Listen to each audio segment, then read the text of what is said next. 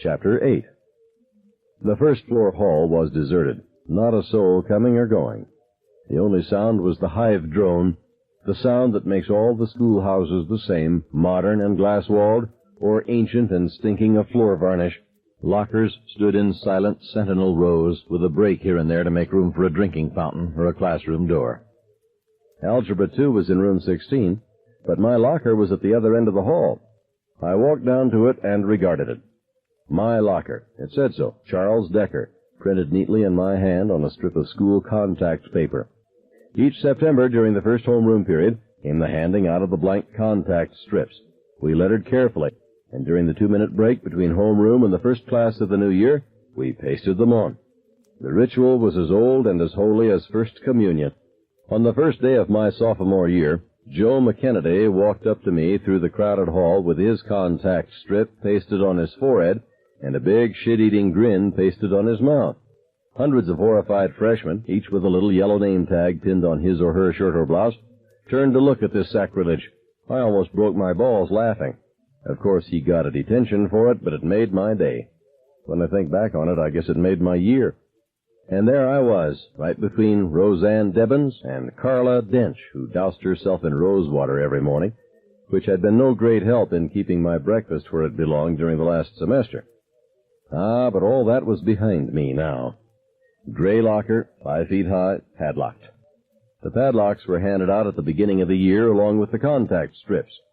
Titus, the padlock proclaimed itself. Lock me, unlock me. I am Titus, the helpful padlock. Titus, you old cuffer, I whispered. Titus, you old cock-knocker. I reached for Titus, and it seemed to me that my hand stretched to it across 1,000 miles, a hand on the end of a plastic arm that elongated painlessly and nervelessly. The numbered surface of Titus's black face looked at me blandly, not condemning, but certainly not approving. No, not that. And I shut my eyes for a moment.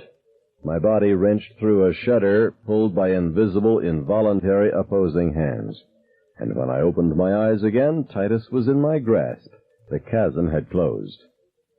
The combinations on high school locks are simple. Mine was 6 to the left, 30 right, and 2 turns back to 0.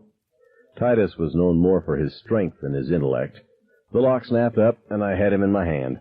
I clutched him tightly, making no move to open the locker door. Up the hall, Mr. Johnson was saying, and the Hessians, who were paid mercenaries, weren't any too anxious to fight, especially in the countryside where the opportunities for plunder over and above the agreed-upon wages. Hessian, I whispered to Titus. I carried him down to the first wastebasket and dropped him in. He looked up at me innocently from a litter of discarded homework papers and old sandwich bags. But remember that the Hessians, as far as the Continental Army knew, were formidable German killing machines. I bent down, picked him up, and put him in my breast pocket, where he made a bulge about the size of a pack of cigarettes. Keep it in mind, Titus, you old killing machine, I said, and went back to my locker. I swung it open.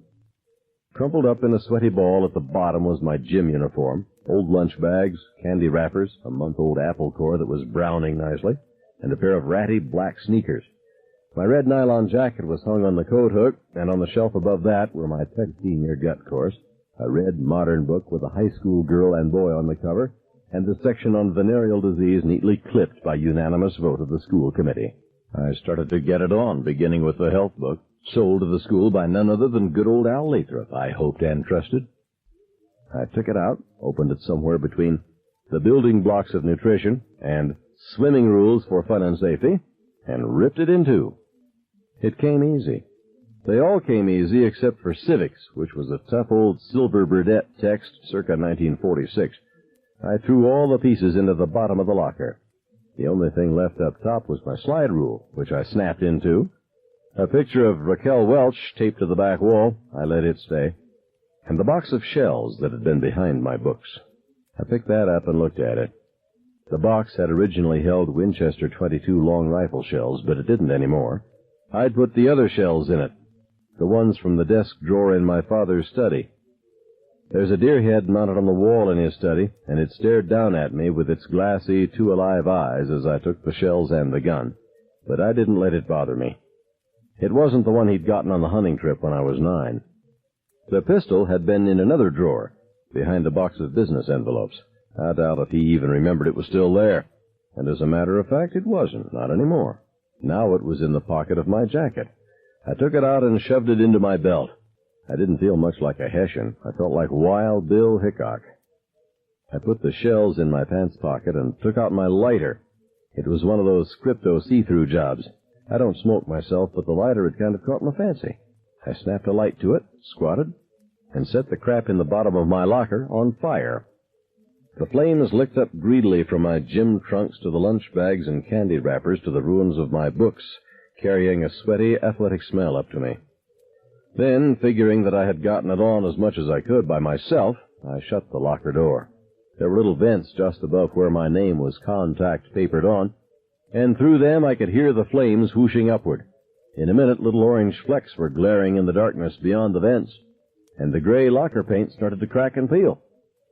A kid came out of Mr. Johnson's room carrying a green bathroom patch. He looked at the smoke belching merrily out of the vents in my locker, looked at me, and hurried down to the bathroom. I don't think he saw the pistol. He wasn't hurrying that fast. I started down to room 16. I paused just as I got there, my hand on the doorknob, looking back. The smoke was really pouring out of the vents now, and a dark sooty stain was spreading up the front of my locker. The contact paper had turned brown. You couldn't see the letters that made my name anymore. I don't think there was anything in my brain right then except the usual background static, the kind you get on your radio when it's turned up all the way and tuned to no station at all. My brain had checked to the power, so to speak. The little guy wearing the Napoleon hat inside was showing aces and betting them. I turned back to room 16 and opened the door. I was hoping, but I didn't know what.